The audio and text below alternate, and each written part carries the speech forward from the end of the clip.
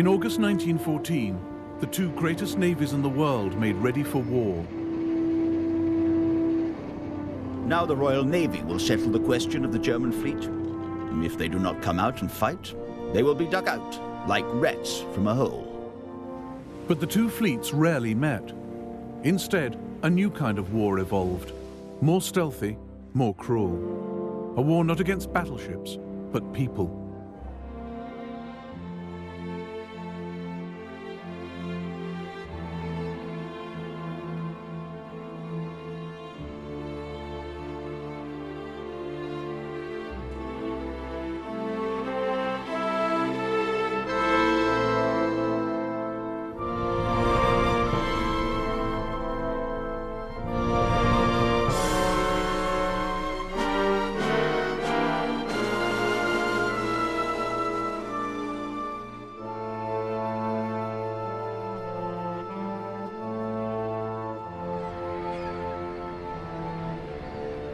The world's capital ships in 1914 were the products of a Cold War. Britain's HMS Dreadnought had set the benchmark. Heavy armour, big guns, fast. Dreadnoughts were bargaining chips in a great naval poker game.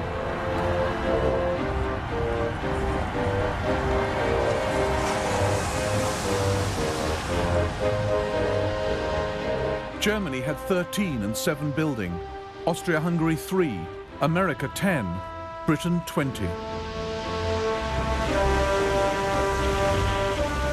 They kept the peace, but then the Cold War turned hot.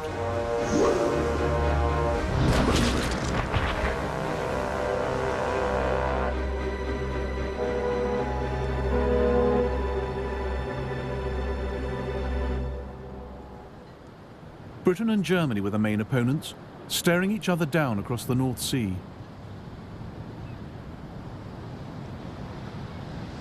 The longer the two sides looked at the map, the more obvious their problems became. Germany's ships couldn't get clear of the North Sea. To the south, the Channel, blocked by mines and the Dover Patrol. To the north, the British Grand Fleet at Scapa Flow. But Britain couldn't get at the German fleet unless it came out from its heavily protected bases. And if they actually met in the North Sea, the result could be catastrophic.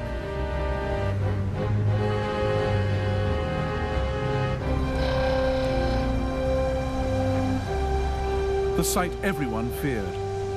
Austro-Hungarian battleship the Istvan, sunk late in the war by a tiny Italian torpedo boat.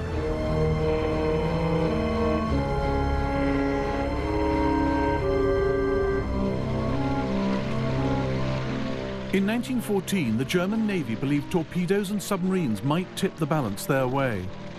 A hit-and-run war with little history and no rules.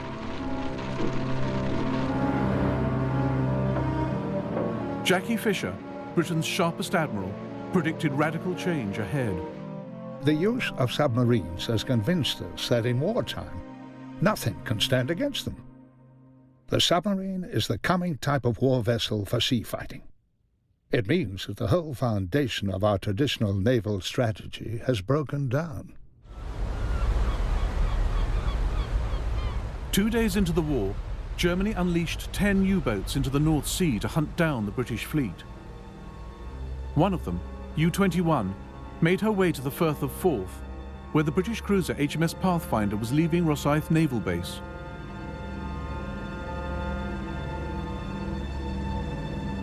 U-21 sunk her with a single torpedo.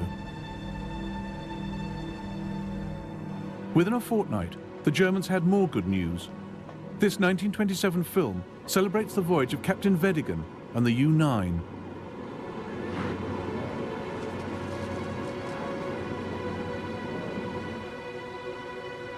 Through my prismatic glasses, I noticed a small masthead coming into view near the mast lightship. It looked like the mast of a warship. Could this be the first sight of the enemy that we were to have during the war? The U-9 had found the British cruisers Hogue, Aboukir and Cressy on patrol off the Dutch coast.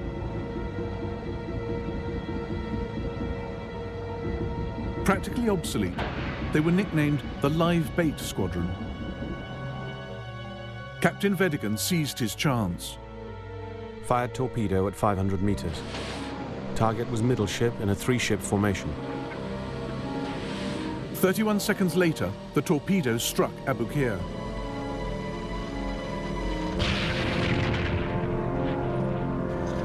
On board was Kit Musgrave. We were woken by a terrific crash, and the whole ship shook, and all the crockery in the pantry fell. Then Cressy and Hogue arrived and let down their boats. The Abu Qir went down suddenly, and we slid down her side into the water.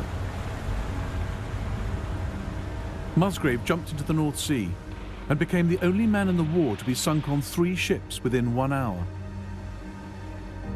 I swam to the Hogue and was just going on board when she was struck and sank in 3 minutes. I then swam onto the Cressy and was hauled up the side with a rope. But she was struck also, and we sank. Georg von Müller was chief of Germany's Imperial Naval Cabinet. On our return from the morning ride, the first news of the successful torpedo attack by the U-9 on 3 English cruisers. We are all delighted, and the Kaiser is in 7th heaven.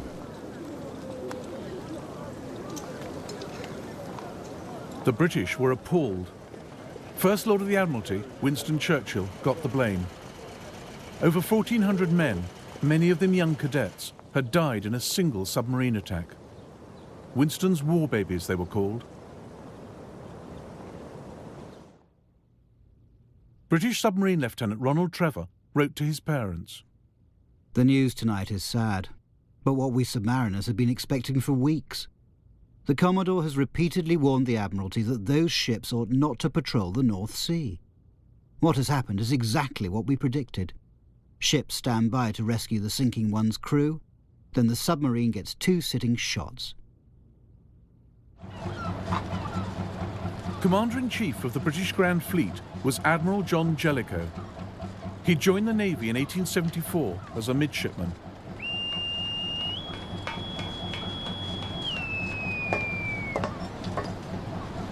Known as Silent Jack, he was experienced, capable, and cautious. He ended patrols off the German coast, confining his most valuable ships to Scapa Flow and Rosyth, at the very limits of the U-boat's range. He warned the Admiralty. The Germans have shown that they rely to a very great extent on submarines, mines, and torpedoes, and there can be no doubt that they possess an actual superiority over us in these particular directions. Germany's forward submarine base was on the island of Heligoland. The U-boats were ordered to sweep the North Sea.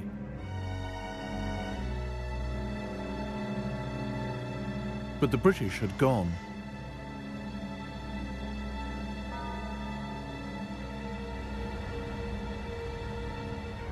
On the 16th of December 1914, hoping to lure the British out, 5 German warships steamed across the North Sea. At 7 in the morning, they opened fire on Scarborough and Hartlepool.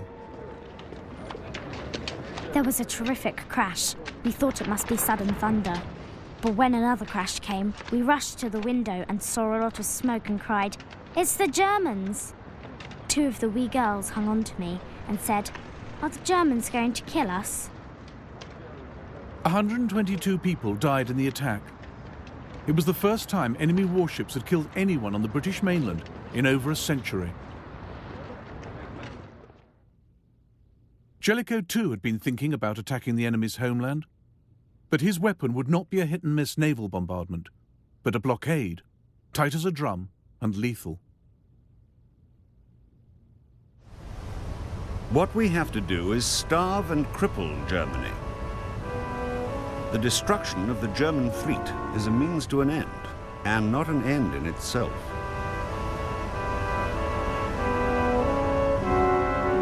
Here was a use for those huge battleships, as sentinels sealing the exits from the North Sea, stopping Germany's fleet getting out and her vital food and war supplies getting in. The North Sea would become no man's land, a dead sea.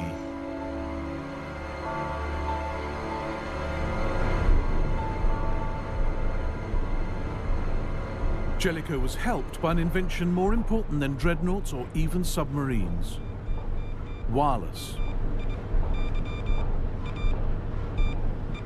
Every day, every German ship radioed its position back to fleet headquarters at Wilhelmshaven.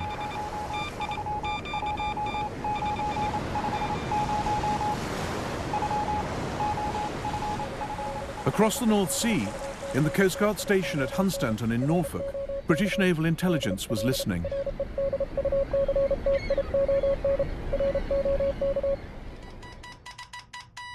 The German messages were passed on to a group of codebreakers working in one of Britain's most secret departments, Room 40, deep in the heart of the Admiralty Old Building.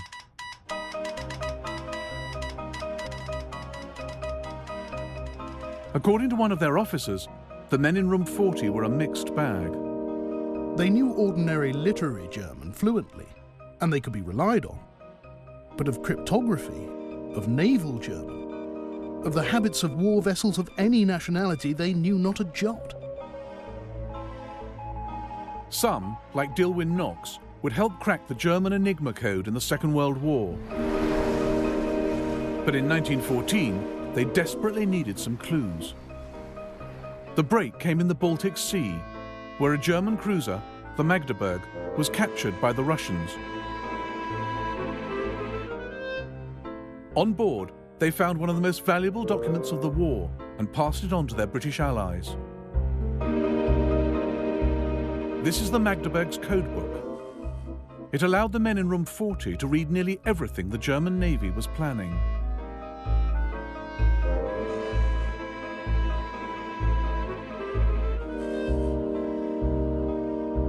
Oh well, the Kaiser said, on learning of the Magdeburg's capture. Sparks are bound to fly at a time like this. But the Kaiser had no idea his enemies had his codebook. No idea of the immense advantage they now possessed.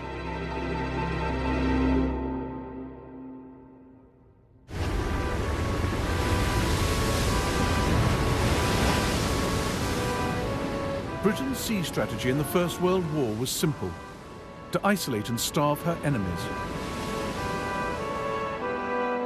At Scapa Flow and Rosyth to the north, at Dover and Harwich to the south, the Royal Navy closed the North Sea to German ships.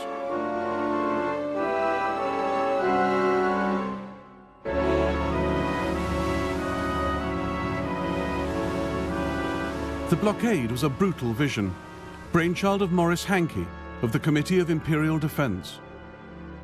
My belief in sea power amounted almost to a religion.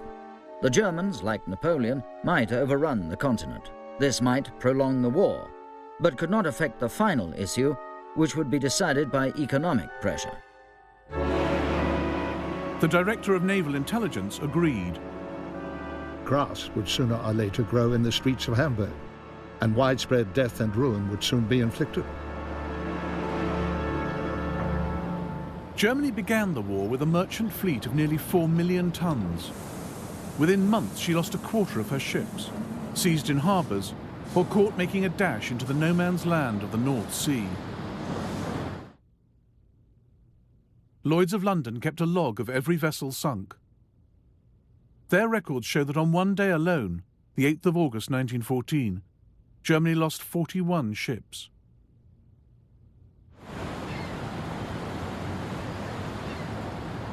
Neutral countries, Holland, Denmark, Sweden, were not spared. Germany depended on ports like Rotterdam for grain and raw materials, so Britain forced neutral ships to submit to the blockade.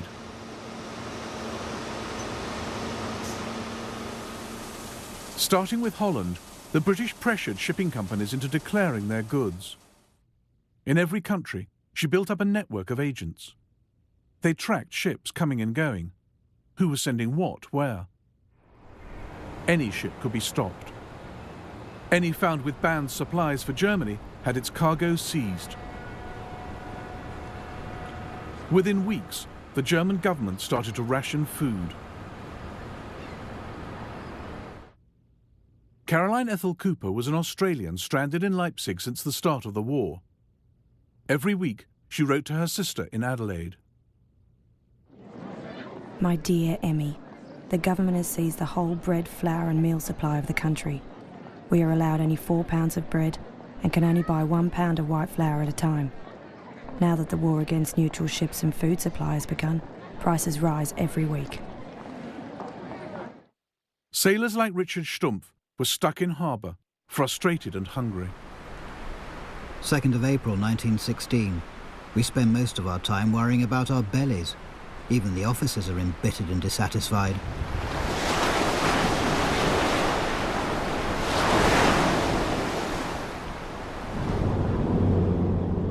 To end Germany's isolation, her navy came up with a revolutionary plan. An unarmed submarine over 200 feet long that could carry a cargo of 1,000 tons. In June 1916, the Deutschland set out for America, the first time a submarine had ever tried to cross the Atlantic. Because of the wet weather and the high-running seas, the deck hatches were closed most of the time. The diesel engines pumped hot, humid air throughout the boat. Sweat ran down the bulkheads, and water leaked around loose rivets. The drinking water tasted like diesel. And every meal the cook cooked had a layer of oil across the top. As we approached the American coast, Captain Koenig ordered the crew to say nothing to anyone about the strains we'd undergone during the trip, and to especially avoid mentioning our seasickness. Now, after 2 world wars, it's taken for granted that America and Britain are the closest of allies, naturally on the same side. But in the First World War, it wasn't so clear.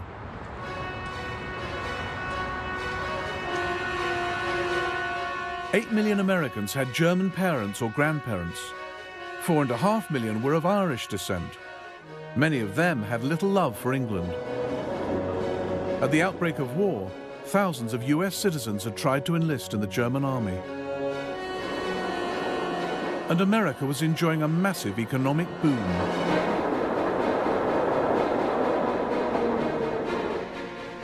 Half Britain's war budget was spent in the States. Companies like Bethlehem Steel were swamped with orders. They hauled in 6 times the profits they'd made before the war.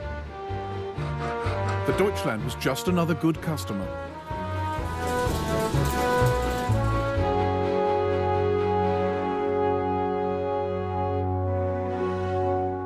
Her brave Atlantic crossing, dodging Royal Navy warships, became a rallying point for anyone who had suffered from the British blockade.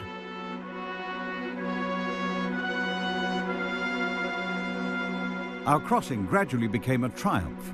All the neutral steamers we met, American or others, greeted us with 3 hoots or with their sirens. Only an English steamer sailed past in deadly silence, while we were proudly raising the black, white and red flag in the wind. The Deutschland's crew received a hero's welcome. There were dinners in their honour. Captain Koenig was invited to meet the President. The 3 weeks we spent in the United States were a non-stop party. Everywhere we went, people gathered round us. They all wanted a souvenir of some kind. I even sold the buttons off my shirt and the stripes off my tunic. German families introduced us to their daughters, and we never had to pay for beer.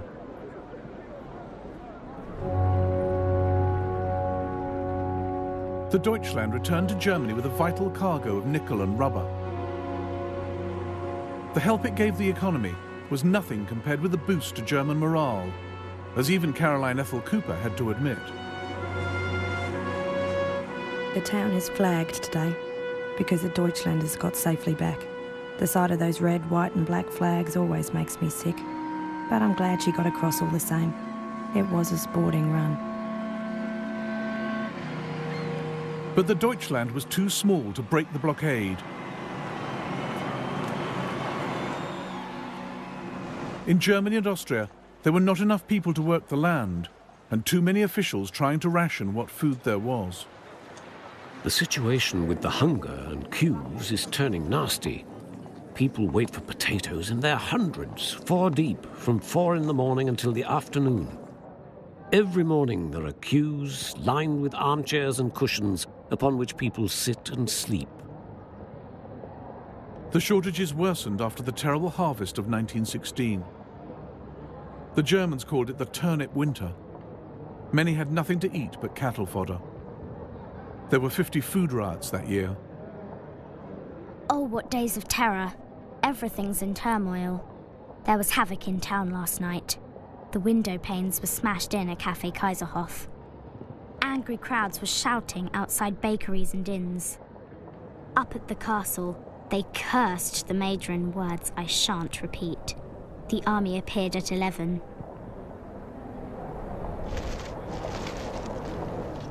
It's horribly cold, and because the rolling stock has all been taken for the war effort, there is an extreme shortage of coal. We're learning how to be freezing, which isn't the most pleasant feeling. Schools, theatres and cinemas have all been closed until further notice because of the lack of coal.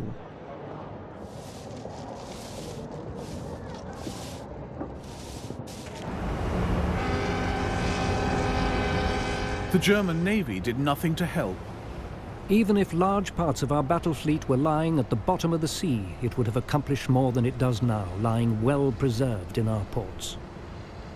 At Wilhelmshaven, people wrote graffiti on the walls. Dear fatherland, you may rest assured. The fleet's in harbour, safely moored.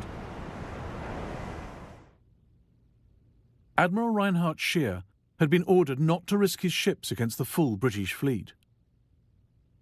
But by mid-1916, the pressure to do something was intense.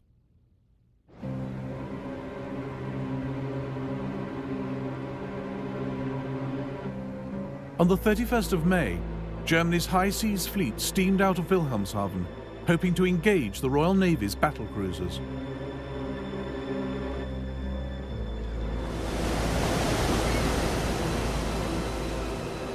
But the British were one jump ahead.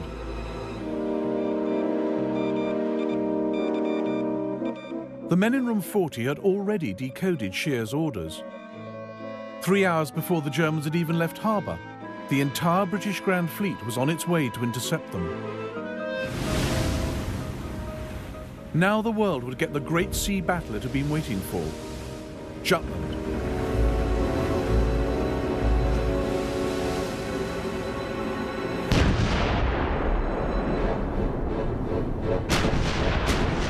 It was a titanic clash.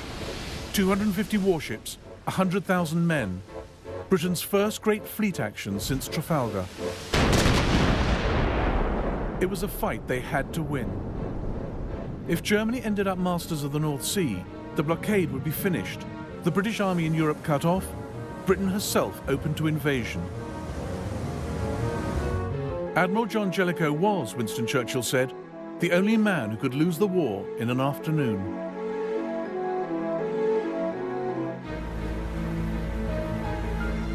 Less well armoured than Germany's, Britain's ships preferred to fight at very long range. But at Jutland, the range was just 5 miles. We fired very slowly, with deliberation, while the Kaiser-class ships in front of us shot like mad.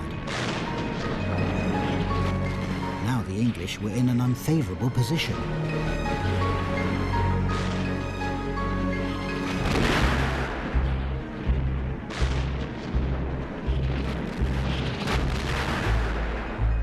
Our first shot hit the bridge of a German destroyer and blew it to hell. Shells fell all around us, and what with ships sinking and dying and dead bodies floating about, it made one shiver at the sight of it. At 4:30 p.m., the battlecruiser Queen Mary was hit by a shell which exploded in the ship's magazine. A horrible sight it was. First, an enormous height of dull red flame, followed by a great mass of black smoke, amongst which was the wreckage thrown in all directions. The blast was tremendous. Admiral Beatty watched from HMS Lion. There seems to be something wrong with our bloody ships today. About 7 o'clock, we passed the wreck of a large ship, which at that time we hoped was a German, but later learned was one of ours. She was broken right in two. The bow and stern were sticking up about 50 feet and quite independent. But but the British had the Germans outgunned and outnumbered. As evening fell, the German fleet broke off the action. We were in a regular death trap. There was only one way to escape the unfavorable tactical situation. Turn the line about and withdraw on the opposite course. We had to get out of this dangerous enemy envelopment. To silent Jack Jellicoe, peering through the fog of battle, it didn't look as though the Germans were running for home, but lulling the British into a trap. If the enemy battle fleet were to turn away from an advancing fleet, I should assume that the intention was to lead us over mines and submarines.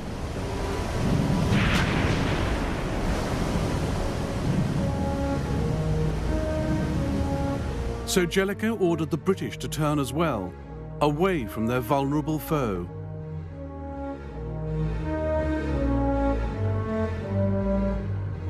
As night fell on the 31st of May 1916, the men in Room 40 tracked the retreating German fleet. They passed its positions on to the Royal Navy, giving Jellicoe a last chance to finish the Germans off. But the Royal Navy failed to catch them, and the German fleet made it home. During the night, telegrams arrived giving the estimated losses of the English, which are 2 to 3 in our favour. The Kaiser was therefore able to announce at breakfast, "We have won a great victory in the North Sea."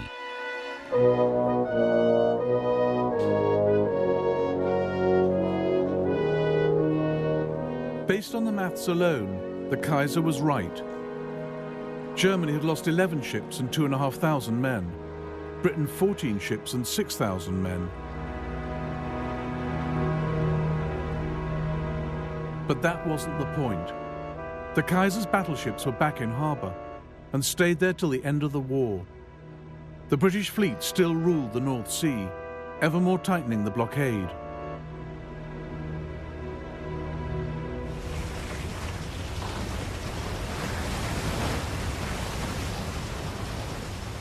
From the start, Germany had replied to the British blockade with her own economic war.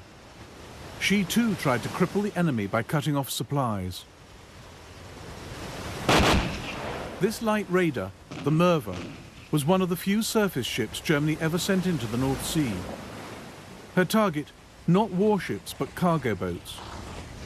She sunk 20,000 tons, building a large collection of captured crews.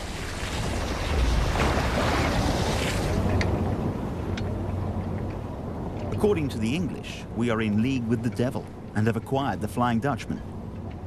The captain of the Merva said recently, "You can imagine what a great moment it was when I had 8 English captains standing in front of me, and I could tell them all, this is the work of the German fleet."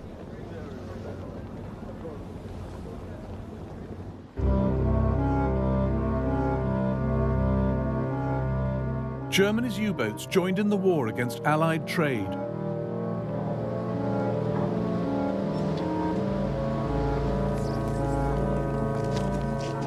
One British admiral was horrified. Submarines are underhand, unfair, and damned un-English. As for U-boats attacking civilian ships, it is impossible and unthinkable. If they do, their captured crews should be hanged as pirates. The U-boat blockade of Britain would have to be ruthless. But Germany's Chancellor, Bethmann Hollweg, realized the effect this would have on world opinion, as he told Georg von Müller. Spent the afternoon with the Chancellor, who wished once more to discuss the U-boat question. Bethmann envisaged the remaining neutrals united against us as the mad dog among the peoples of the world. That would mean the end of Germany. Germany's admirals were furious at having their hands tied, but submarines were ordered to stick to the old rules of war. They gave warnings of their attacks. They did not attack underwater. They gave merchant crews time to escape.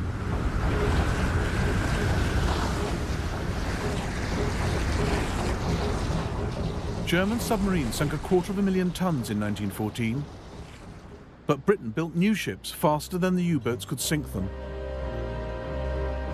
Far from being choked by the German blockade, the British economy flourished. The British firm Vickers, with a workforce of 78,000, turned out guns, aeroplanes, battleships, and record profits. If Germany was trying to play fair, Britain wasn't. Q-ships looked like unarmed traders, but carried hidden guns. They looked like easy prey, but when submarines came close, the Q-ships uncovered their guns and attacked. To add to the deception, they often sailed under foreign flags. Lieutenant Heinrich Crompton, on the U-41, was caught by just such a trick.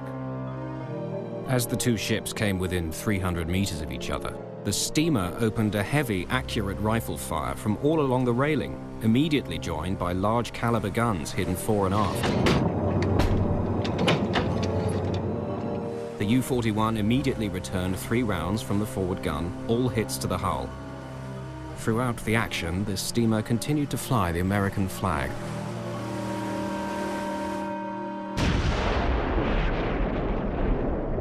On the 1st of February 1915, in response to the British blockade, the Kaiser stepped up his campaign.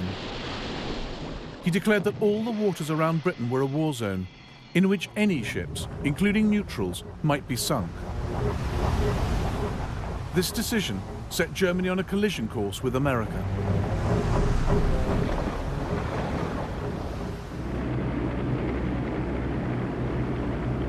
The pride of the Cunard Line, the Lusitania, was the largest, most luxurious liner in the world.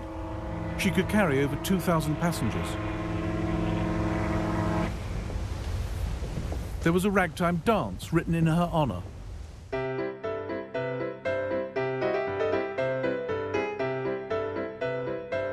On the 1st of May 1915, Cunard posted a list of her departures in the New York Times.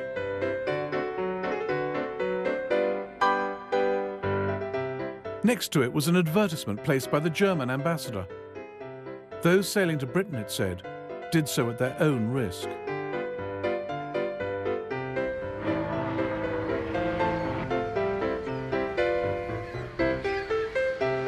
At 11:30 that morning, the Lusitania left New York for Liverpool. Her captain made light of the submarine threat. It's the best joke I've heard in many days. This talk of torpedoing the Lusitania.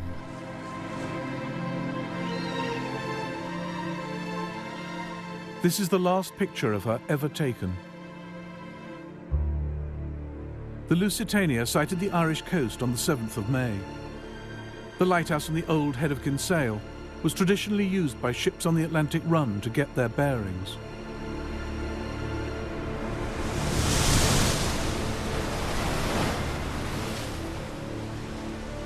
At 2:10, the Lusitania was hit by a single torpedo.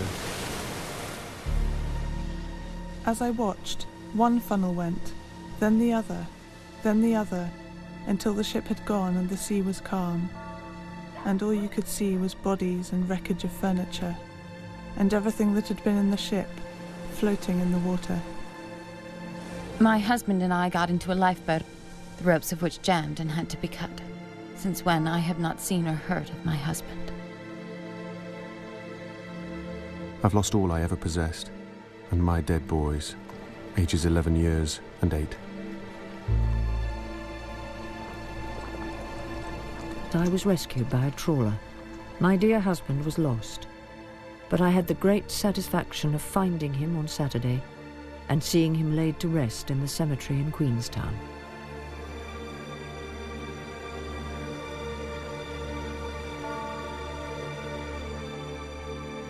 Police reports were sent to relatives to identify the bodies.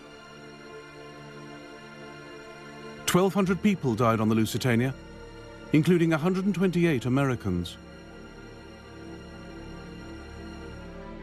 At the battlefronts in Europe, tens of thousands were dying every day, but the fate of the great Cunard liner overshadowed them.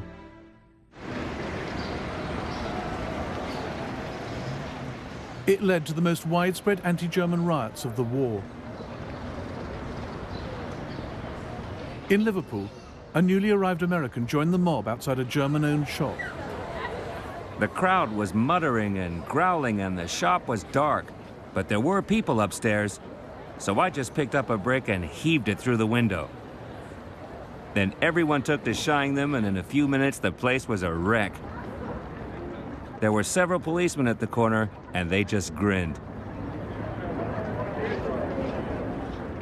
With the sinking of the Lusitania, Germany had crossed a line. The whole world hates us because we are conducting the war in such a brutal manner, and the brutality is increasing. I was at a party when the report of the torpedoing of the Lusitania arrived. I saw 2 officers' wives who, mad with joy, started to dance about the room. Don't forget, I said, that there were also women and children aboard. That doesn't matter, they said, and danced on. The more who go to the bottom, the better.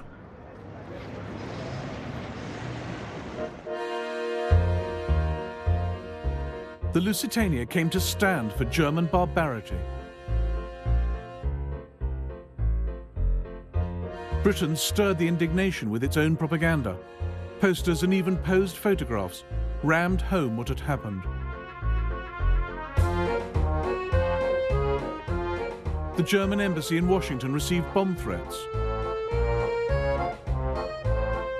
President Woodrow Wilson himself began to see Germany as the mad dog of the world. In God's name, how could any nation calling itself civilized do so horrible a thing?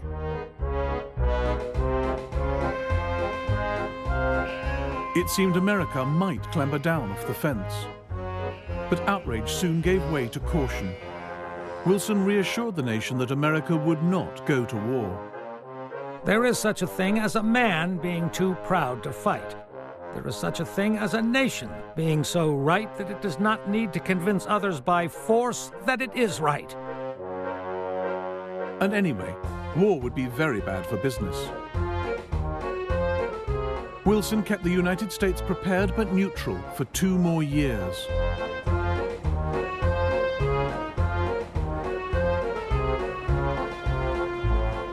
The sinking of the Lusitania was terrible, but that didn't seem reason enough to throw away more lives and profits by joining in a distant war.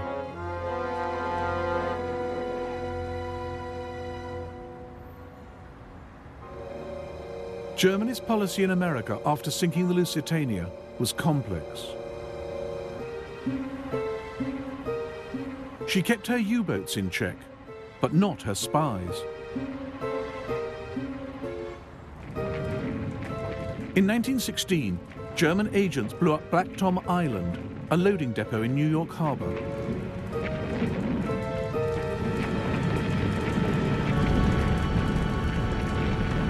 It held 900 tons of ammunition, destined for the Allies. Several thousand persons lined the seawall and acquired a real picture of what the firing line in the European war looks like. The water line was one mass of red glare.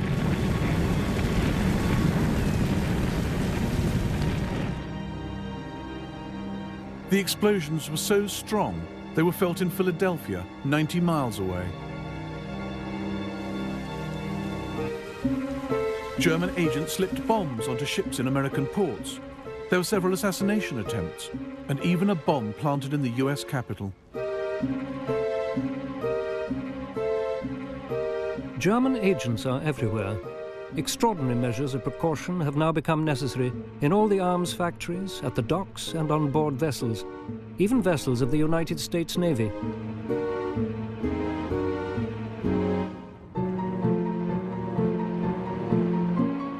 Hard evidence tying Germany to espionage operations against America came from one of the spies himself. Heinrich Albert left his briefcase on New York's elevated railway. It held documents proving the German embassy was bankrolling the sabotage. 2 senior diplomats, including Franz von Papen, Hitler's future vice-chancellor, were expelled.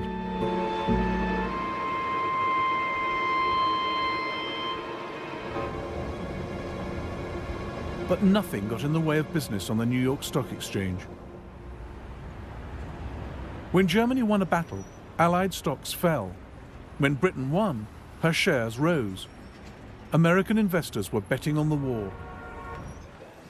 For British Cabinet Minister David Lloyd George, There was a direct connection between battle and bank. Success means credit. Financiers never hesitate to lend to a prosperous concern. France and Russia paid for the war by borrowing from Britain. Britain, in turn, raised money on the American stock market through her Wall Street bankers, J.P. Morgan. It was spent buying American armaments, American supplies. Of all the money raised in America to pay for the war, 99% went to Britain and the Allies. It was something that made many Germans wonder just how neutral America really was. 30th of January 1916. In financial circles, it is openly said that England has won the war already, and every day that it goes on after March can only make the ruin of Germany completer, no matter what her military successes may be. America lent so much that by the end of 1916, the central bank warned that people were betting too heavily on Britain. If the Allies lost, they might never get their money back. The mere thought that American cash might be backing the wrong side wiped $1 billion off Allied stocks in a week. Germany's generals felt the odds were stacking up against them. They grew impatient at hesitant politicians tying their hands. In view of the military situation, we must lose no time in adopting the measure of torpedoing armed enemy merchantmen without notice. The Entente are continuing the war with all the resources at their disposal.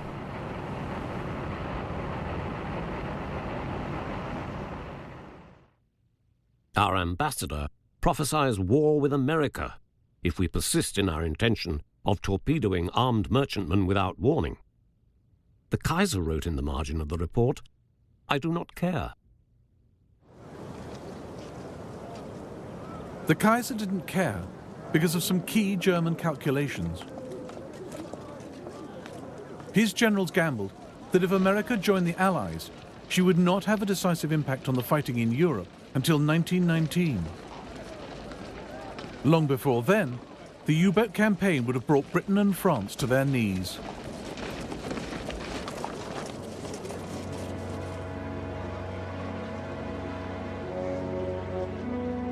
One thing stayed Germany's hand.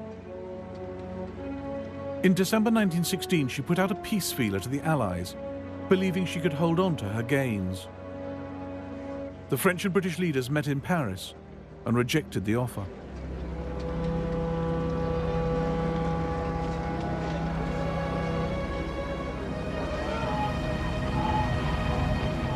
Germany now staked everything on a new submarine campaign. U-boats would sink all ships on sight without warning.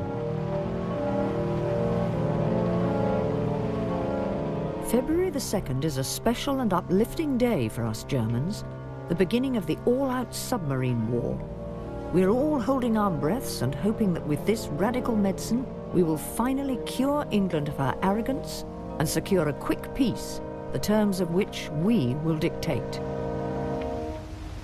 In April 1917, Germany sunk over 800,000 tons, causing panic at the British Admiralty. But Germany didn't have enough U-boats to sustain the success, and Allied ships were getting better at protecting themselves.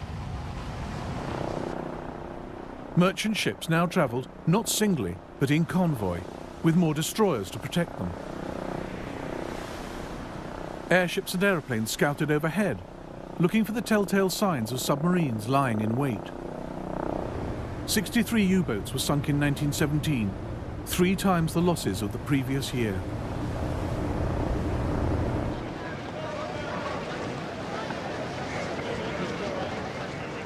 One captured U-boat was put on display in London. 13,000 people paid to view it on the first day. Its German sailors couldn't believe the contrast between the Allied home front and their own. We remained in Dover for 2.5 days, and we were plentifully supplied with food, drink and smokes, for you notice nothing of the war here. There are no wooden soles or bicycles with wooden tyres, and the butchers' shops have rows and rows of pigs hanging up. There is no prospect of starving England. I am glad, for the war is over for me. The second U-boat campaign was a double failure. It didn't deliver militarily. German submarines could not sink enough Allied ships to make a difference. And it was a diplomatic disaster, pushing America to the very brink of war.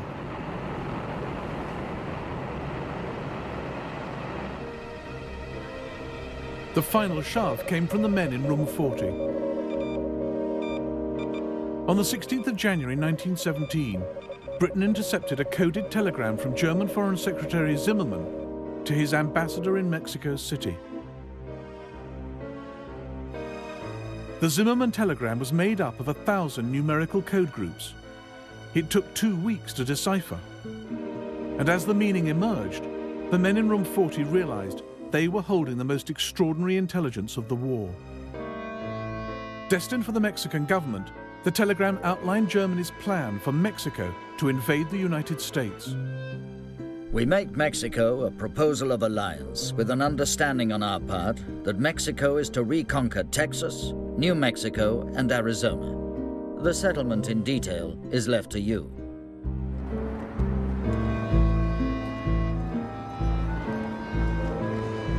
Zimmermann's scheme was harebrained. Mexico was in the middle of a revolution. US troops are already fighting bandits on the border. There was no way the Mexican government wanted more trouble.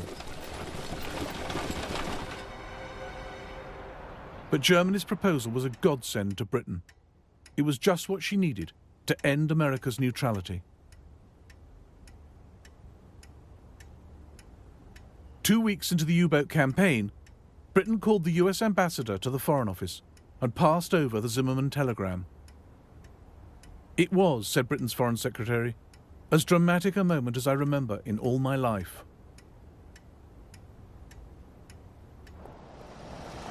On the 2nd of April, President Wilson went to the Capitol. The United States had not declared war when the Lusitania went down. It had not declared war when spies blew up its shipyards. But Germany urging Mexico to attack America was in a different league. On the 6th of April 1917, the United States declared war against Germany. 3,000 miles from home, an American army is fighting for you. Everything you hold worthwhile is at stake. Only the hardest blows can win against the enemy we are fighting. Invoking the spirit of our forefathers, the Army asks your unflinching support to the end that the high ideals for which America stands may endure upon the earth.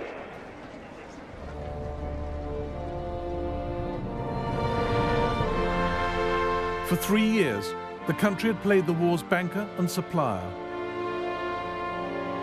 Now, as far as President Wilson was concerned, America was fighting a crusade for international justice and democracy. The North Sea would remain dead until the very end.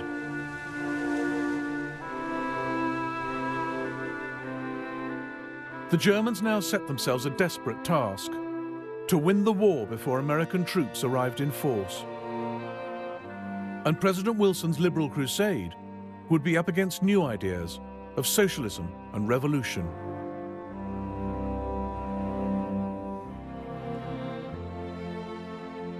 In the next episode of the First World War, German spies sow rebellion in Ireland and Russia, and French troops mutiny on the Western Front, a war against war itself.